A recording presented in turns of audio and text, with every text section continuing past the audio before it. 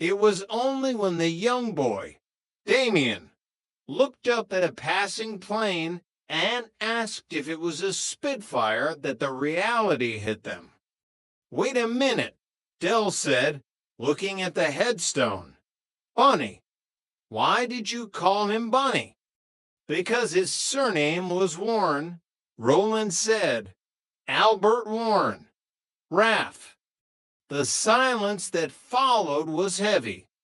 "Rodney," Dell whispered, his face turning ashen. "We're at the wrong funeral." "Oh, let's go," Rodney hissed, grabbing Bill's arm. They fled the cemetery like grave robbers who had forgotten their shovels. Chapter 7, The Phoenix Arises, sort of. Back in Nelson Mandela House, the grandeur of the millionaire years felt like a dream someone else had had. The flat was cramped, the wallpaper was peeling, and the Inland Revenue was knocking on the door with the persistence of a woodpecker on a metal pole. "The court declared me bankrupt," Dell announced to the family. "But don't worry. I've worked it all out. I'm a trader. I could sell rice to the Chinese." "The firm's been liquidized," Dell, Rodney said, sitting at the kitchen table. "Disqualified," Dell corrected. "I've been disqualified from running it. That doesn't mean the company is dead. We just need a new managing director.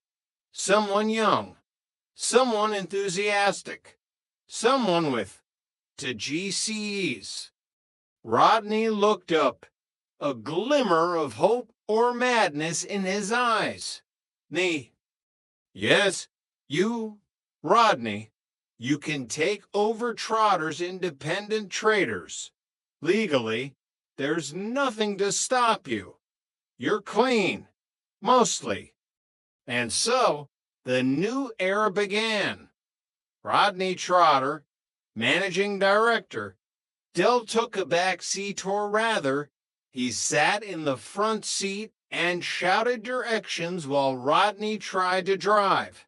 They were back in business. They were trading again. The goal, 48,750 for pounds. That was the debt. That was the mountain they had to climb. Chapter 8, The Golden Ticket. The idea for Gold Rush came to Dell like a divine revelation during a late-night session of channel hopping.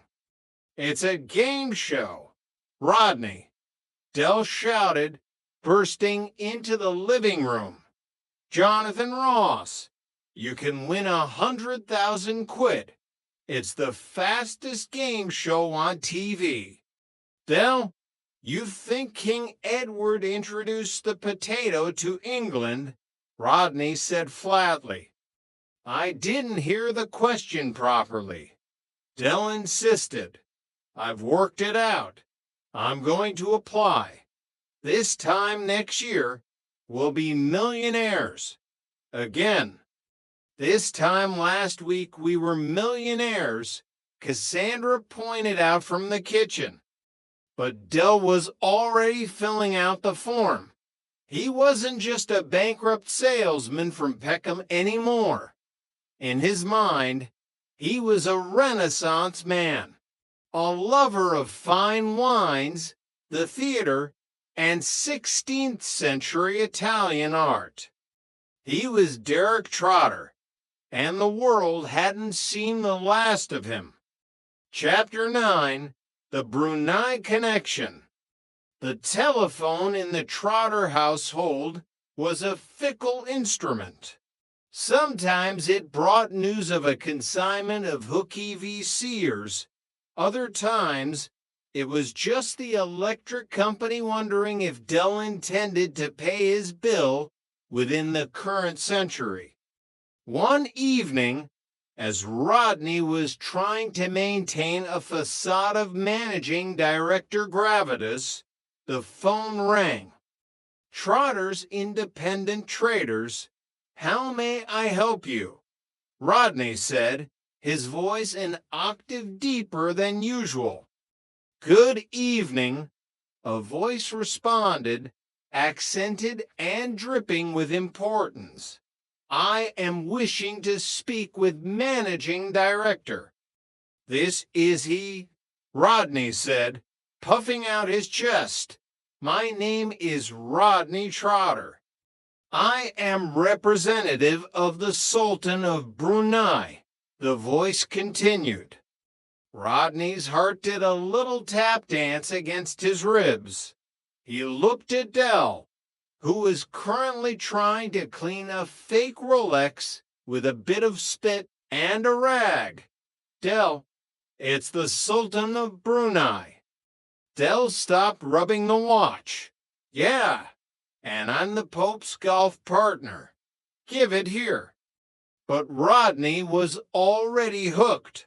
How may I be of assistance, sir?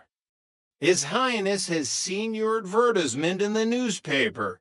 He would like you to fly to Brunei and be his consultant. Rodney's eyes glazed over. He could see it now. Gold-plated yachts, silk robes, and a world where duty-free wasn't just a suggestion. Consultant.